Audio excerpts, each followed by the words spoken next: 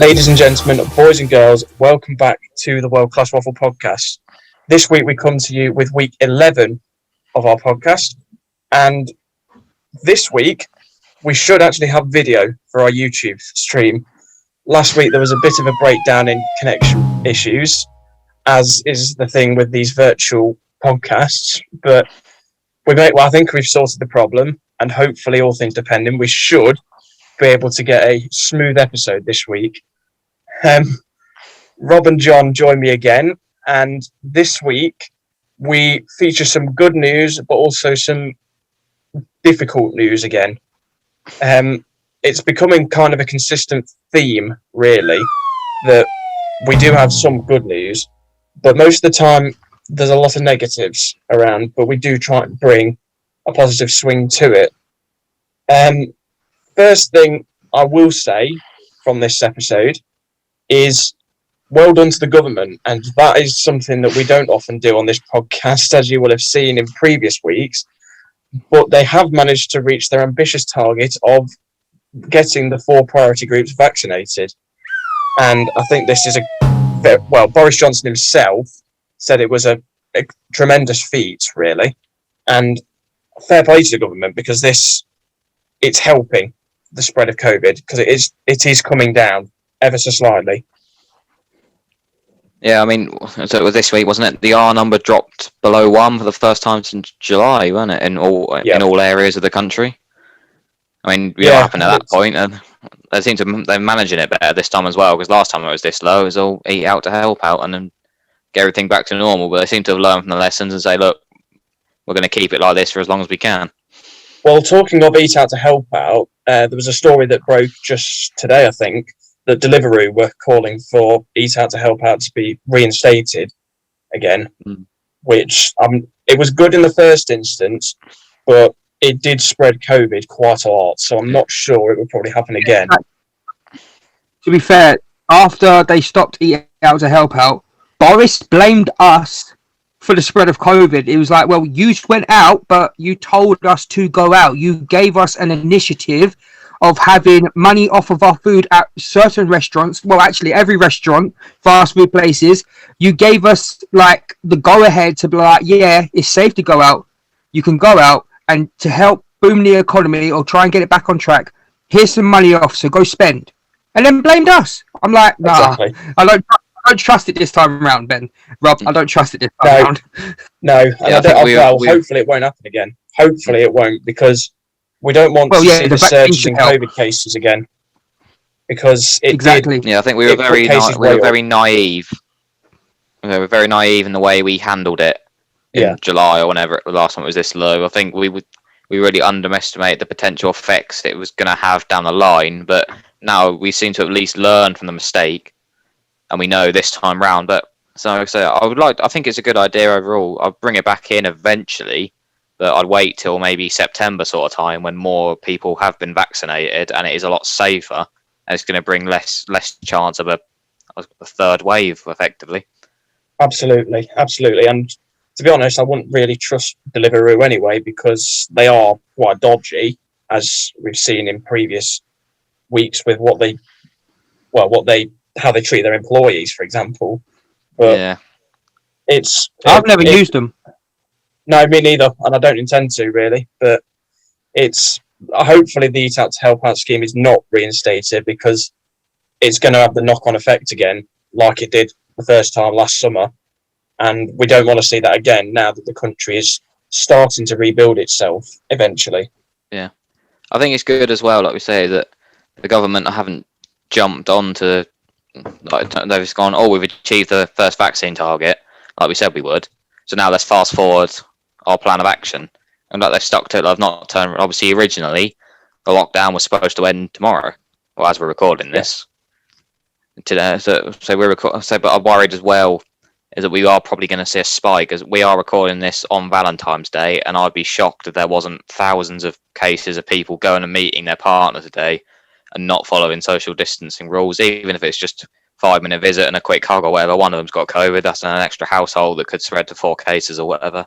I would expect a mini spike after this weekend. Yeah, and it's it's difficult because you don't want to separate loved ones on Valentine's Day, but in the climate that we're living in, it's not easy at all, and it's not going to be easy for a few months yet. As long as the vaccines keep being rolled out, which we should be getting there. But we'll touch on vaccines again later in the episode. But that time from a student perspective and how it's going to affect us as students in our returns to campus and those that are already on campus. But first of all, we're going to be touching on some fairly shocking scenes that have been seen in the world of sport as of late, which are the racist comments that have been made towards footballers and all sportsmen across the country and across the world, in fact, because it's disgraceful, really. It's 2021, and these things shouldn't be happening in today's world. Simple as, I mean, today, as we're recording this, Manchester United forward Anthony Martial has been subjected to racist abuse on Instagram, and it poses the question, should social media companies be doing more to clamp down on this racist abuse? Quite frankly, yes, they should. And it's something that really needs to be considered higher up by governments, for example, because the issue's not going away and it's getting stronger and stronger. Yeah, so it's shocking to some of the stuff you've seen. Yeah, but these things need to be regulated. yeah, exactly. There needs to be some sort of, I don't know how exactly to do it. I'm not an expert in that field at all, but any idiot can see that the companies are not currently doing enough to stop it from happening. And so that's something we need to change going forward. Exactly. Well, Twitter's a very prominent place for racist abuse as of late because there's been many footballers in particular that have been subjected to racist abuse. Most notably, Marcus Rashford, for example, Anthony Martial today, West Brom midfielder Ronan Sawyers. Axel Twenzebi. Yeah. It's disgraceful. And Reece James and yeah. Sorry, I believe a player from the Manchester United women's team got racially abused last week as well. Mm. See, it shouldn't be happening. It shouldn't be happening. We're in 2021. I mean, the days of football hooliganism and straight down racism have gone. They're 30 years in the past, and this shouldn't be happening. Exactly. In today's world. It's morally wrong, and it's putting a dampener on one of the best sports in the world, really. Exactly. I put it down to uneducated idiots. Yeah. And you know, there is a few of them out there that are not making it an enjoyable place. Like, Okay. you know, I know Man United didn't win today, to my annoyance, but they played a good game and they should have won. I mean, that save from Sam Johnston was incredible. But Martial come off that pitch, gave it his all, okay? And the first thing he looks at is his phone when obviously after he's on the coach or whatever, looks at his phone and boom, he gets a racial abuse message or whatever. I don't know if it was on a post or in his DMs, but that's not the first thing you want to look at once you've played a game of football. No, absolutely not. And footballers and all sportsmen are doing their jobs at the end of the day. They're going out onto that football pitch to entertain us as supporters, and the feedback they get from said people in the stands, on social media and stuff, it's wrong because they're doing their jobs. You wouldn't see this as a prominent thing in, I don't know, a factory or something, because it's not overshadowed, but because these people are in the spotlight, it poses the question, what do major social media companies need to be doing to crack down on it? Because it's becoming a real prominent issue, and one that's gradually getting worse. An issue that's forced Brentford in particular to stop taking the knee to support the Black Lives Matter movement. And it was a big movement that was set up during Project Restart. And for clubs now not to be doing it shows how bad the issue is getting. Yeah, exactly. I mean, everything's just kind of reared. I would say racism has reared its ugly head again, as the phrases go around a lot, and sums it up quite well, I think. But so it had gone, obviously, unfortunately, it's still been around every single week. The way things are going, it's just become a lot more noticeable the last couple of weeks. The amount of people that have experienced racial abuse, obviously, was focusing on the racial abuse, but there's been all sorts going around, and around, just especially around football in recent weeks. Obviously, Mike Dean had a week off refereeing this weekend because of death threats over a decision he made. I mean, admittedly, it was a very poor decision, but it doesn't deserve him having hundreds of people on his social medias and threatening his family and threatening him as well. Just, how can you have that sort of reaction to? I mean, even the most passionate. To be fair, it was a poor decision, but Mike Dean's only going to the letter of the law. Like Mitrovic got hit in the face. With that, it's a red card. I mean, you could tell by Mike Dean what he was saying. He says he doesn't agree with it, but I have to give it. Yeah. You know what I mean? Personal opinion, I just want to make thing.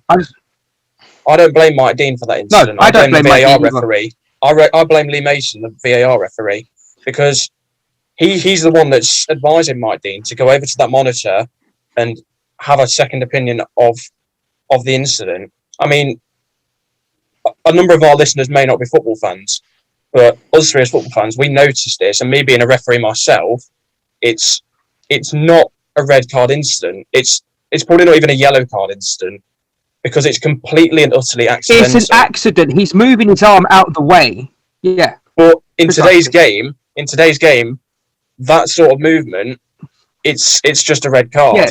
That's the game's gone soft. The game's gone soft. Law, it's a red card. I just want to make this perfectly clear, right?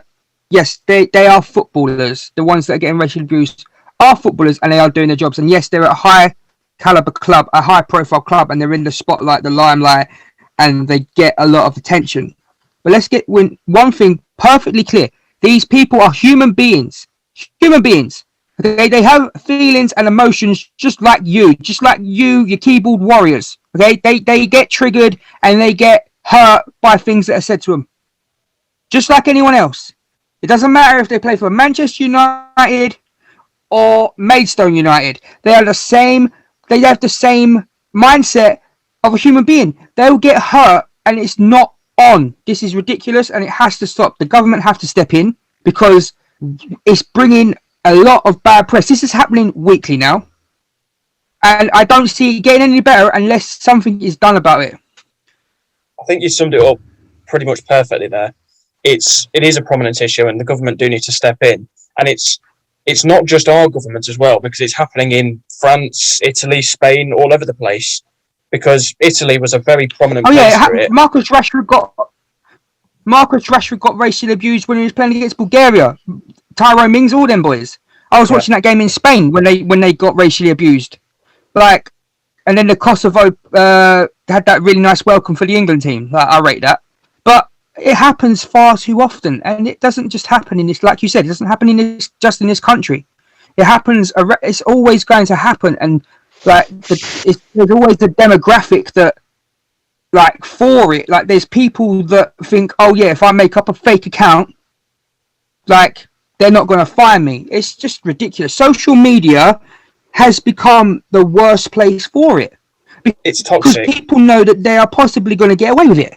It's a feeding ground. Social media platforms are a feeding ground for this kind of thing. And it does need to be regulated, and it needs to be governed, and it needs to be safeguarded. There needs to be people around the clock watching everything that's going on, because I don't think they're doing enough right now. I totally agree. Social media is a toxic place as of recent times. And it's not, there's charities as well out there. Kick It Out. They need to be doing more as well, in line with the government, in line with the FA, the Premier League, to help clamp down on the issue, because it's not getting any better. In fact, it's getting worse. I mean, we are living in 2021. Racism should not be happening in today's society. It should never be happening in any society, whether it's on a football pitch or in the local town square, for example. It should not be happening. And the way that it's becoming quite prominent in sport now is a shame to the authorities and a shame to social media. because more needs to be done. And these people, these toxic people, need to be stopped before it spirals out of control. It's such a huge problem as well. It's that obviously the idea of players being on social media is that they can get that link closer to their fans. Obviously, you have these people that quite often supposedly are fans of the team that player plays for. But I can tell you now, for a start, if your team has a poor result and your response is to go and racially abuse one of your own players, you're not a fan of that team. You're just a twat, quite frankly. But like, I think 100%. 100%. The worrying side of it is it's people of all ages. Like, go back to that summer last year, Wilfried Zaha was. Well, he wasn't. He was abused racially over his Instagram DMs. He's had it a few times, yeah. Then like they went to a court case in the summer last year, and revealed the person who sent it was 11 or 12 years old.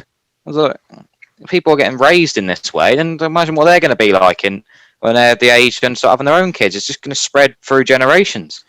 It's like a point that you made, John. It's like a point that you made earlier on, where people have been the young kids of today's generation have been brought up in this environment from their elders that seem to think it's okay.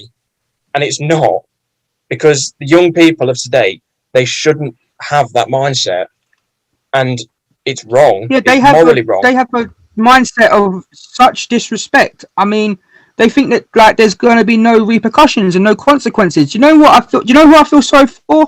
I feel sorry for the racists, because yous are one sad mother truckers to stoop so low and to think that you're going to get away with it. Hundreds of fake accounts just to antagonize and hurt someone's feelings in such a harmful way. Like, yous need your head smashed in or something. I don't care. Like, yous need your head banged together, because the way you're going about stuff, like, you're ruining society for one.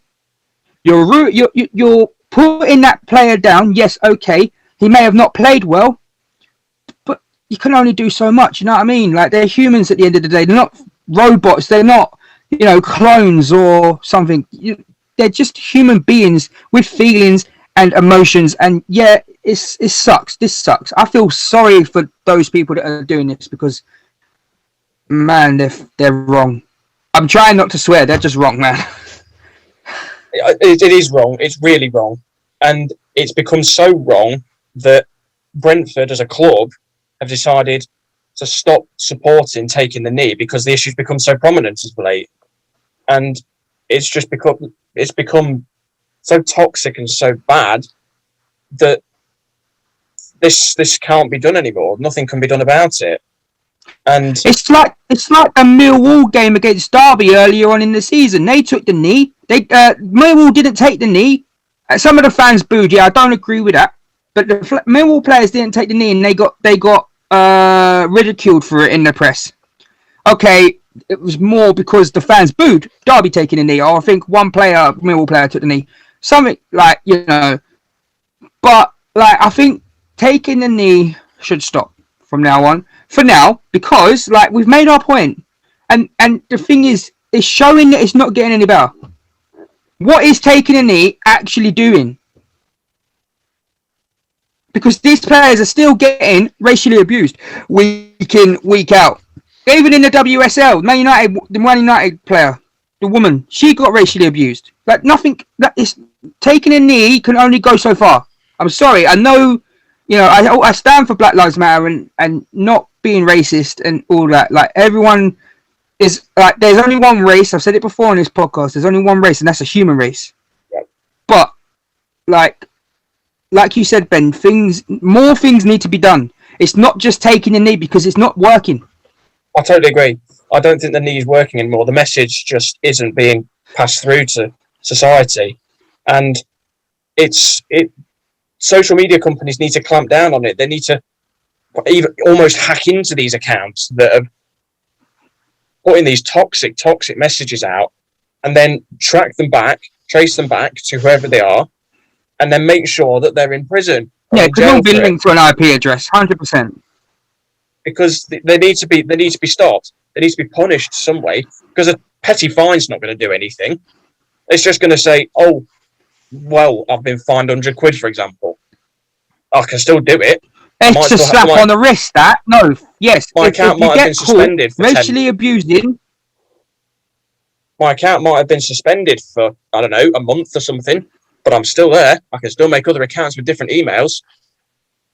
Something needs to be done about it. They need to be properly punished. I got banned on Facebook because I called someone the C word because he called me a nonce. And this was over a Football Manager post. And he reported me and I got banned for 3 days. I wasn't, I was like, what are you doing? These people, they need to be governed. They're not doing enough. Exactly. It needs to go higher up. They need regulations in place. Yeah. I think as well, it's ridiculous, man. The punishments need to be stronger, 100%. But I think, obviously... They do. The problem is... A fine is a slap on the wrist. Yeah. The problem is so much broader than football. Obviously, we're focusing on that because that seems to be the recent spike where it's come from. But one of the things being talked about is actually teams getting punished for it because, like I said earlier, quite often the people giving this abuse claim to be fans of said team, and they do it for a lot of them claim that they do it because they love the club so much and that player wasn't up to standard, which is a stupid excuse. But if these people knew, even if it was a small percentage of them, if they knew that if they do this and it gets reported, then that their club could face action as well as them, then potentially if they are the die-hard fans that they claim to be, then maybe that will slow them down. Exactly. It's spiraled out of control, really, and it needs the government of all countries that are exploited. It is pretty much every country. I reckon every single country in the world probably had some form of racist abuse towards a sportsman of their country. And more needs to be done higher up. I mean, our culture secretary, for example, I don't know what his name is, shows how much of a useless job he's doing, because it's not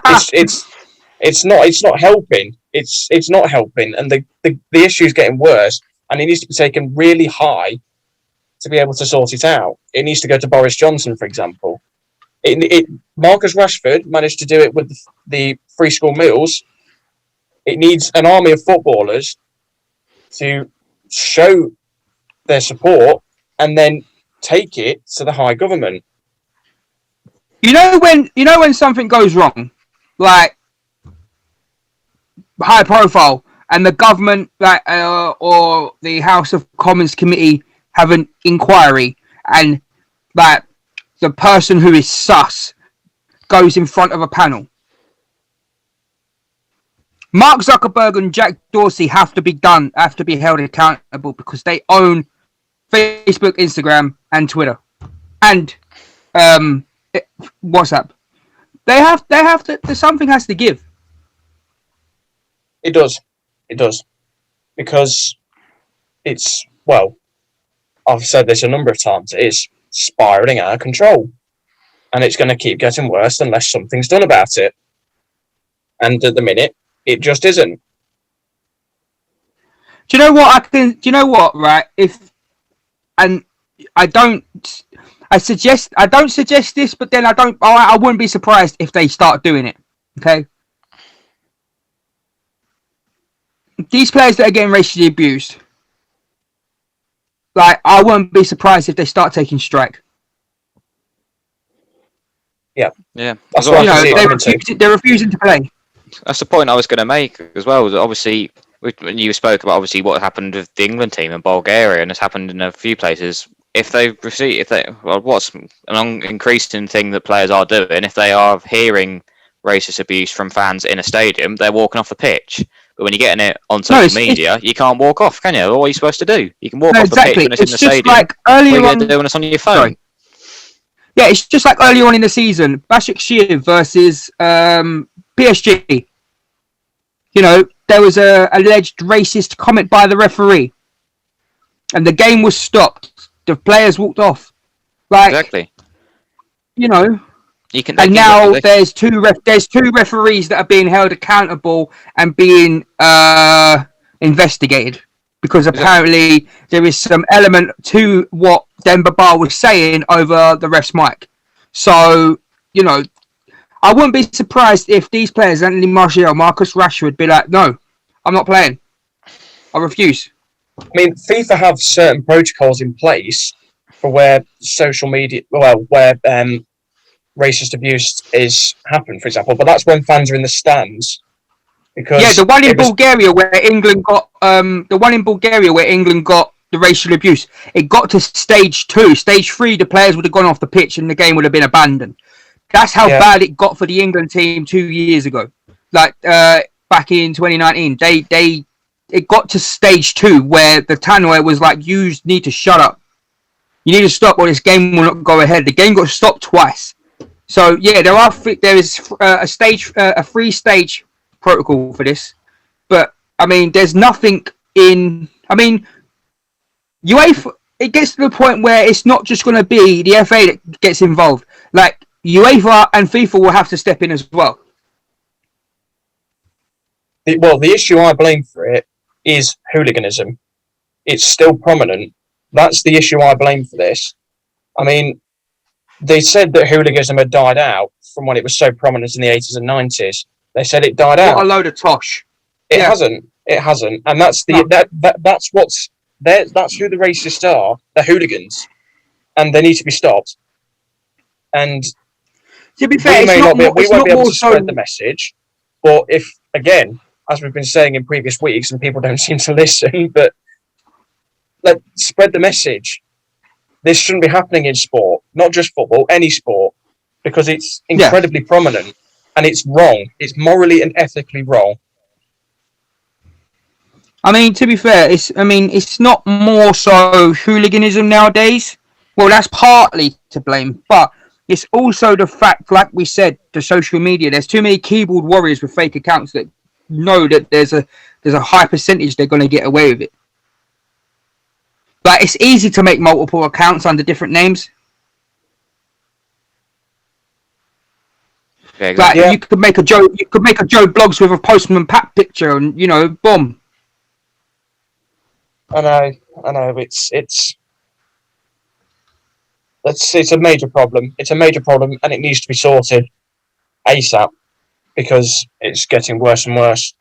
And like Rob and you have said, John, footballers sportsmen across the world are going to start striking, and then it's going to put a negative reputation on the sport itself. And most people live and breathe for sport, and we don't want to see this negative effect being brought into sport. And it needs to be dealt with now, so it doesn't get worse and worse, and the future generations don't pick up this habit that's become quite prominent in the recent weeks, months, years, that this racial abuse has become really quite prominent, especially in the UK.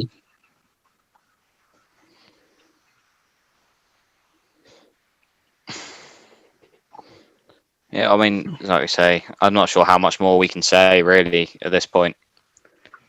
I think we covered it in a nutshell and more.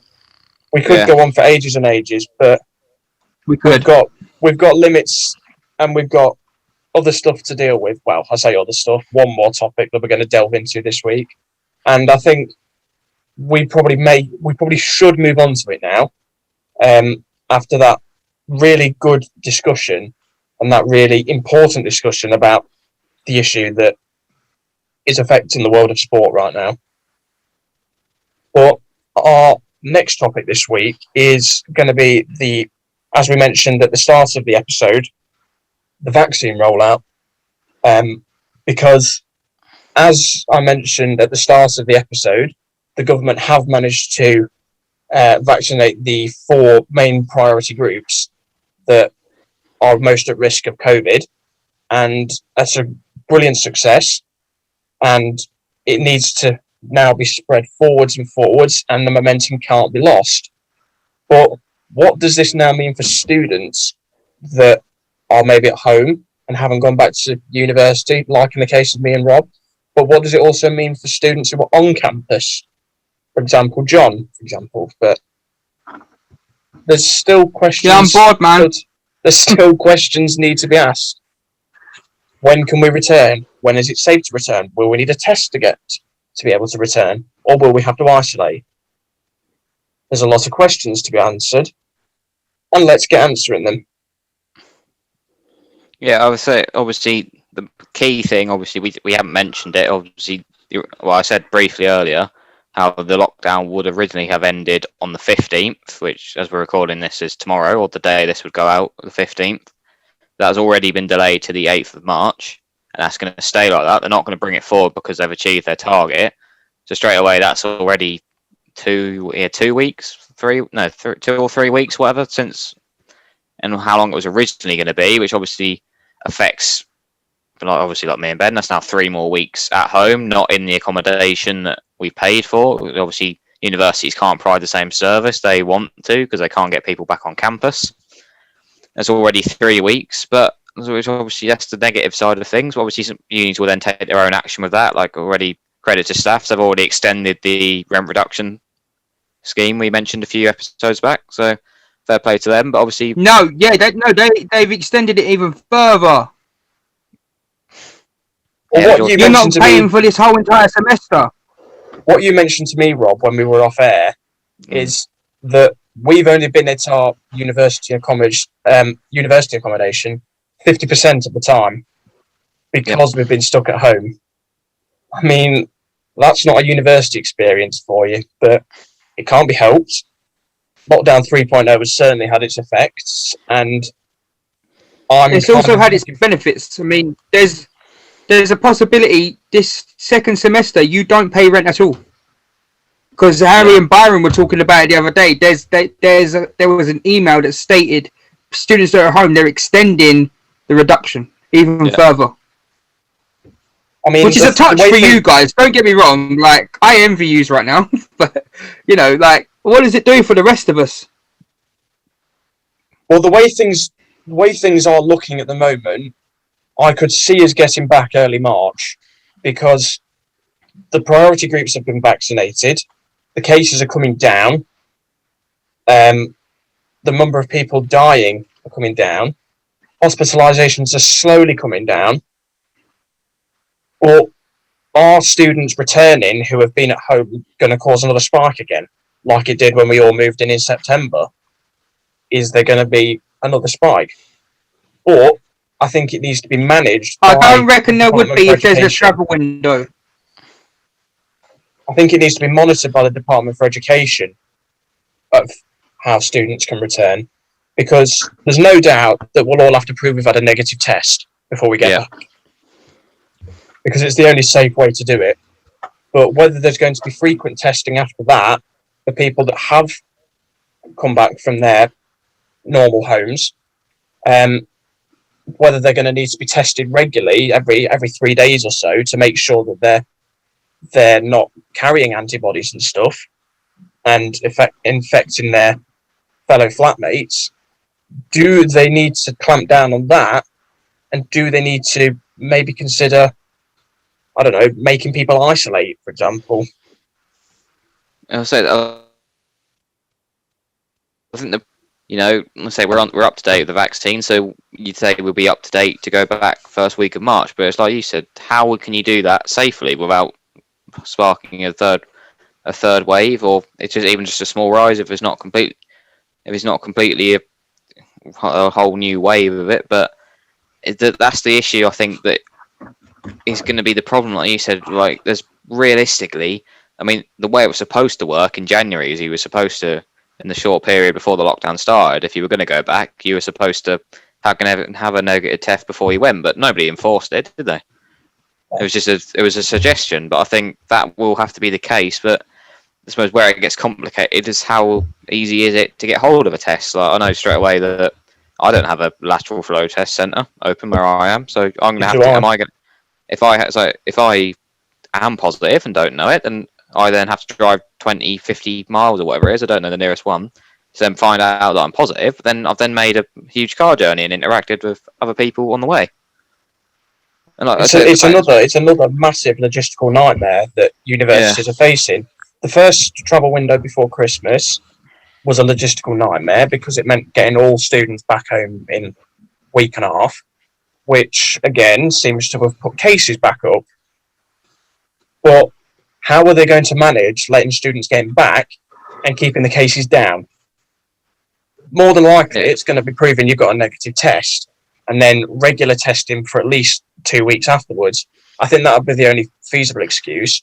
You have to prove you've got a proper negative test before you move back in, but then for the remaining, for 2 weeks afterwards, you have to have a lateral flow test, I don't know, every 3 or 4 days, for example, to make sure that you are negative and you're not spreading the virus to, I don't know, the more vulnerable that maybe haven't had the vaccine yet.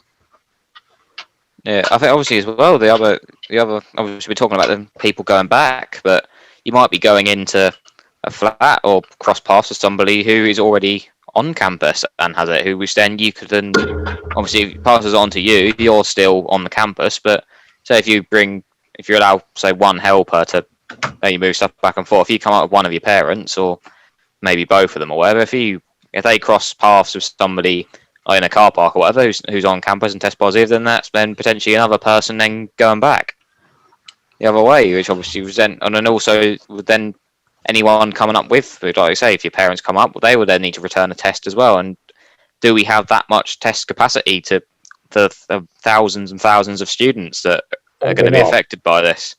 Probably not, is the problem. To be fair, from the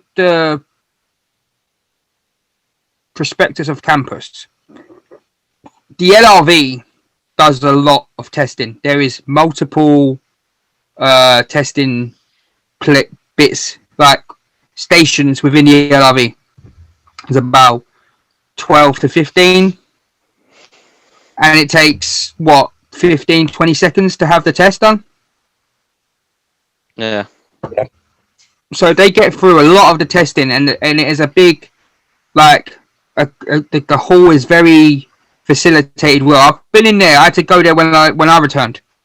I mean, that will be enough. I reckon that will be enough for students returning. Oh, it also poses the question: what does it mean for on-campus teaching as well? Will that return this year? Oh no, we've already had this discussion in the flat. Yeah, I don't see that. We already had this discussion in the flat. On-campus teaching is done for the year, 100%. So potentially, I would argue maybe smaller courses with not many people, where it's easier to distance, potentially could be the only ones. But other than that, no, it's not looking likely. For our course in particular, Rob, it would be possible. We only have 11 people on the course, and the rooms are big enough for us able to distance with 11 people plus 1 or 2 lecturers, for example. Yeah, it would be possible, but is it safe? That's the problem. Probably not. Yeah, I think. Well, I mean, if you're wearing masks and that. Yeah, I mean, put it this way. Let me speak of what happened before the Super Bowl, the week before the Super Bowl. The Kansas City Chiefs hired a barber that was going to cut all the players' hair, make them look fresh for the Super Bowl. He done one person, and it was halfway through the second person, and they're both wearing masks, and they're obviously in close proximity of each other because the barber is cutting the player's hair. And the Kansas City Chiefs kicked him off the facility halfway through the second player because they found out he had lied and was positive for COVID. Thankfully, the 2 players that had it were in the chair, didn't have COVID, they didn't catch it, but they were wearing masks. So say if you had 11 people in your group, you could split that class into 6 and 5. I reckon that would be safe enough if you all had masks on and you all sanitized and took the precautions as they were. Yeah, I suppose so. Yeah, it would work, but But then again, it's all if buts and maybes. You know what I mean? So realistically, we can't start to look at that because you could argue the safest option in terms of students getting back is just to not do it. Potentially. obviously you could what the effect that will then have on their learning for the remainder of the year. But the easiest thing to do would be that just say, like, look, how's it gone so far? Is it going all right? Then you might as well stay at it, because it's the Yeah. logistical nightmare to get it all sorted. But that would potentially could be the easiest way. But I would And I say mean- that I'm quite optimistic about early to mid March if they can work out a way to do it safely, or potentially, as long as they don't just literally say, the government don't just like turn around and go, look, it's your decision, go for it if you want to, and just let hell rain. As long as they come up with a system, I think it'll be easy enough to work out a way to do it safely. But I have a feeling that what is going to happen is just going to go, look, you're not in the lockdown. It's up to you whether you do it or not, which is then going to put the strain on universities, because they're not going to know who's coming back and when they are. I do want to get back. I do want to get back. I want to be back into the normal routine that I was before Christmas. And I don't think anyone has ever said this ever about a university accommodation. I'd like a stable internet connection, because working from home with both parents and younger Shut brother. up, are you talking about Glide, bruv? Not at all. You're saying Glide's a stable internet connection. Compared to You've mine been at home gone at the away minute- too long. Compared to mine at home at the minute, Glide is probably more stable, because the amount Oh, of you've people been on away my too long, Wi-Fi mate. zone- I'm looking forward to paying my £5 a month for Glide, which I'm still paying £5 a Yeah, month I'm still for. paying that at the moment, aren't we? I mean, I'm not paying anything else. Bloody Yeah, hell, I'm man. paying About having £5 a month. I'm paying £5 a month, and on my phone, I'm using my mobile data more than Glide. So that says a lot about the £5 a month. Yeah, but at least The you la- are the still last kind of two- using it. Yeah, the last 2 months in a row, I've ran out of data. I have 50 gig of data. Oh, God. Oh, Last 2 months in a row, I've run out. Thank you, Glide, and your £5. I mean, It's- imagine if you had the free And you one. really want to come back, Ben? I think as well, obviously, for us, like, it's not just learning as well from a student point of view, because, like I say, the learning isn't going to be too badly affected if you stay at home for the rest of the semester. Obviously, well, it's affected even if you go back. But one of the key things No, but about you want university is also the social aspect. Like, we can see from exactly. That's what I was about to say. You want the vibes of the flat. I say, like we can You see know. from our group chats, or you guys who are there, your social medias and stuff, like some of the things you've been doing. Like, you've had a couple of movie nights and stuff. You'll watch the football together. Like, these are the kind of things that I miss doing. That we were doing that first few months, but been away. So No, we had to turn the football off earlier because Harold was crying because Arsenal winning 4-0. Yeah, well, we've been home for over 2 months now. Like, we've not had any of that. Like, that's the kind of thing I'm missing. Like, I can easily do my lectures like from home. Like, it's not that much different. I'm doing them online anyway, but it's the sort of thing in the flat is what we're missing out on. I miss Jake Woofing. I think we all miss Jake woofing. and just Jake wanting to kill himself all the time. Nah. It is different and it is difficult, but hopefully there is a situation where you guys can. There is a small travel window. I don't know, because it was Yeah. like what, over 5-6 days last time. If you have 3 days to return, like, do you know what I mean? I think as Yeah. well. But that'd I be- know that there's people on campus. I know there's people on campus. Well, within the surrounding area of the campus that have come back this week. Yeah. Like someone's returned from Scotland this week. So I think another argument. I think for me, I'm optimistic that in a month's time or thereabouts, we'll be back all together in the flat, because Yeah. the learning side of the things, arguably, so like I say, you could argue it's better to keep it as is. But what I would say, like, for the students' point of view, the social aspect, and also from like the outside point of view, from a university point of view, the government point of view, I'd say I think it's safer to have them back, because every university will have strict COVID procedures, and like realistically, our age group is one of the worst offenders in terms of things. Like, if I'm here, like, obviously I am obeying by the rules and not going out, but I'll be so much more tempted here when I'm under no close observation, like, by university staff or whoever. It's so much easier for me to just go and meet up with a few mates and like break rules, go around somebody's house or whatever. But university, they have people, they have strict procedures on the way, which obviously could keep students safer than they probably are at home, where they are more likely to break the rules and meet up with people. And to be fair, like what we have stated in previous episodes, Staffordshire University has been one of the best campuses for COVID protocol and keeping cases down, unlike Northumbria, Manchester, Newcastle.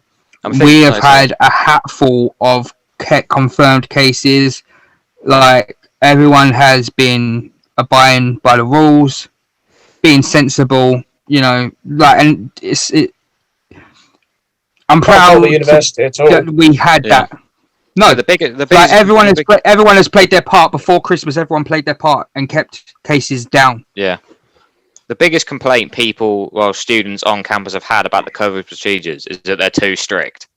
And I mean, if that's your only complaint, that shows they're doing it properly. Because if anything, they're going over the top, which is exactly why it was. If that's your only complaint, that they're too strict, you're an idiot.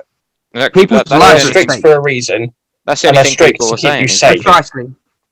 If that's the only complaint, is that sometimes they're going over the top, but at least they need to be going over the top, which shows that they're doing a good thing. When the only complaint is, oh, we were distant and they still got rid of us, so at least they're doing what they do. They saw a potential risk and they dealt with it. Like, that's why I think from the government's point of view, they should try and get students back, because, like I say, students, realistically, our group is going to be the ones breaking the rules the most, meeting up with friends because they don't care. Like, you can see it. Like, I know, all of us will know people our age who just don't give a toss and going to do things anyway, and we'll still post it on their social media or whatever, like it's nothing. I'm older than you. Don't put me in that bracket. Good point. I'm an old man compared to you guys. So we put, like I say, we all know that, and at least if they then still break the rules on campus, at least then there's the university protocols that can deal with them, and then obviously, if necessary, then take them on to the police and get them fined or whatever. That would be my main reason if I was the government, to try and get it together, and that's why I think in a month's time we'll be back. Yeah, I read somewhere last month. I think it was Durham University. A handful of students got expelled. Yeah.